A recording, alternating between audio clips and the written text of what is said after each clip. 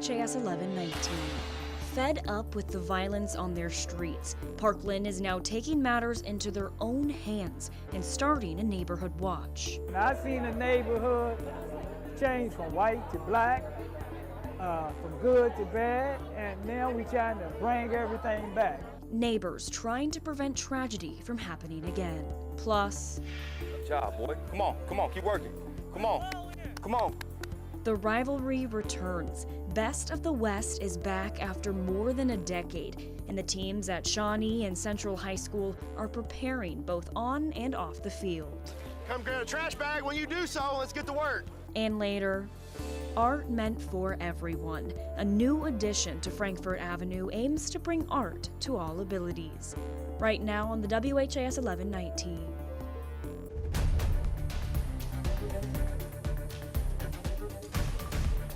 We do start with breaking news tonight. Just into the newsroom, a child has died tonight in a pool near Iroquois Park. LMPD says just before 8:30 tonight, officers responded to a report of a missing 6-year-old in the 2300 block of Pikes Peak Boulevard.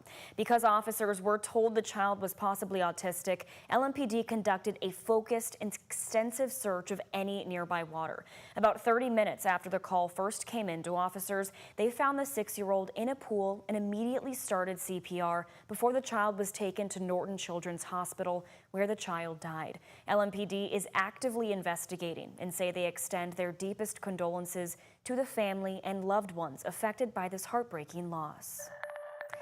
Well, thanks for joining us here on the Night Team. I'm Alex Dieterer in for Doug tonight. A West Louisville community is taking matters into their own hands, saying it's time to look out for each other and combat the violence on their streets. An organization is partnering with LMPD to establish a neighborhood watch in the Parkland neighborhood. WHAS 11 Night Team Jose Alonso spoke with the neighbors tonight behind this push. And not allow it no more to rule our community. Residents of the Parkland and Park Duval neighborhoods met at their local library with a mission. We are launching the first public meeting of C3 Neighborhood Watch. Community Outreach Service of Kentucky is establishing this group called Community Covenant Connection, or C3. We are asking for residents, for business owners, for advocates, leaders. We have the police officers here. Everyone that comprises of the neighborhood are all here tonight to have these tools to talk about and to be able to be empowered to stop the violence in the neighborhood. This is in partnership with the Louisville Metro Police Department, and it's giving neighbors an opportunity to meet each other, like Donald Edison. My family has been in this neighborhood for 74 years, okay? And I've seen the neighborhood change from white to black, from good to bad, and now we're trying to bring everything back. But this area of Louisville has seen its share of gun violence. On Derby Day this year, a large gathering at the Broadway Kroger parking lot led to the death of 28-year-old Martez McAtee. A memorial was held for him in the same parking lot he was shot dead in. It's issues like this the community wants to solve. My sister got killed in '77, okay? Right around the corner from where we live. And that seemed, that's been almost 30, 40 years ago. It seemed like yesterday. So it do me good to get involved. We are going forth to empower people so they are no longer in fear. No longer in fear of seeing who shot who. No longer in fear of talking about the gang activity. We are coming forth in joy so that way we can help empower people to overcome fear. Members are getting green porch lights to showcase their commitment and stand in solidarity and plan to stay connected through the Nextdoor app. In Parkland, Jose Alonso, WHAS 11 Night Team, on your side. While LMPD was not available for an interview, they did give us a statement that says, in part, quote, when neighbors know each other and stay informed, they become the first line of defense against suspicious activity and potential threats. This proactive approach not only deters crime, but also strengthens the sense of unity and trust within our communities.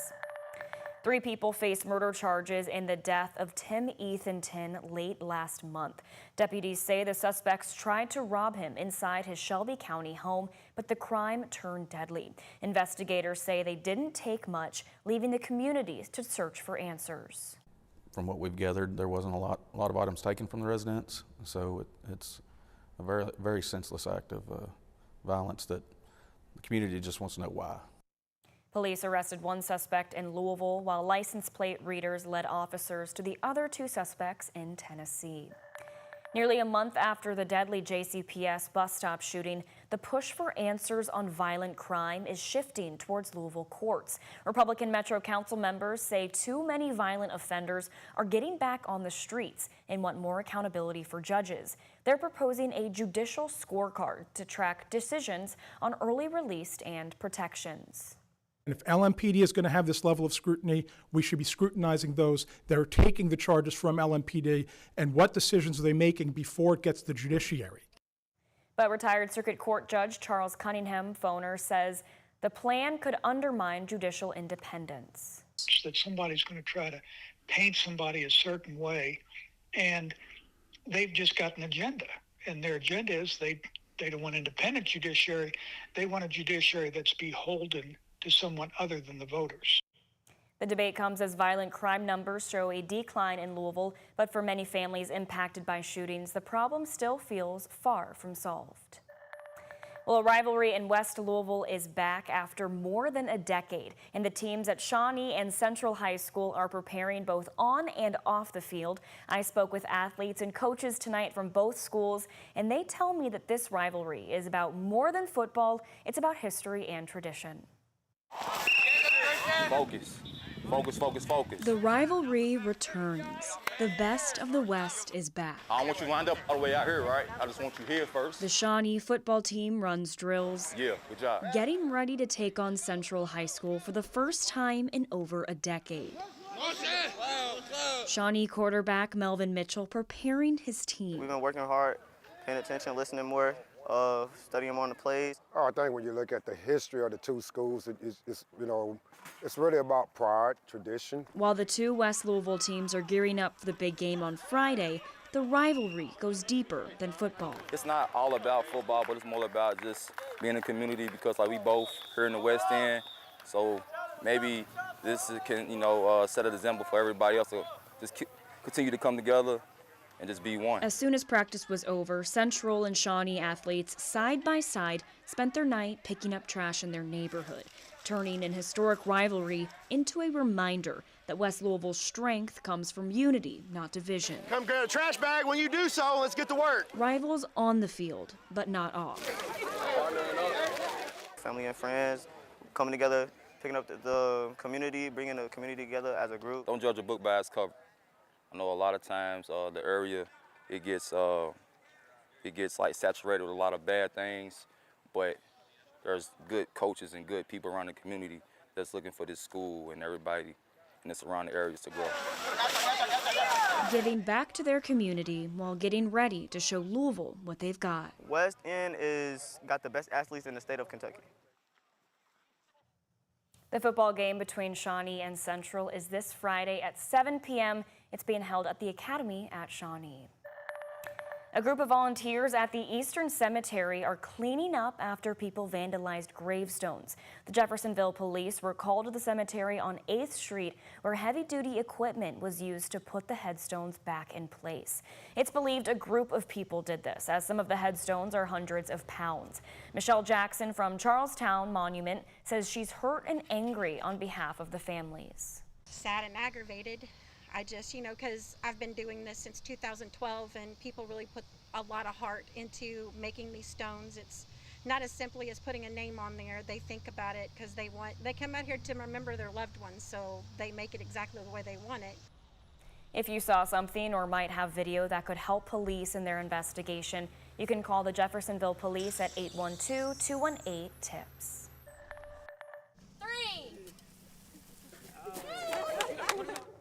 A new chapter has begun for an historic school that's been teaching students for 150 years in the Pleasure Ridge Park neighborhood. There was a groundbreaking at Carrick Elementary School in PRP today as construction begins to modernize the school with a brand new building. JCPS Superintendent Brian Yearwood says they'll be making a footprint in history where students can learn, thrive, and develop. But some students, like 5th grader Zakara Ellery, find the change bittersweet.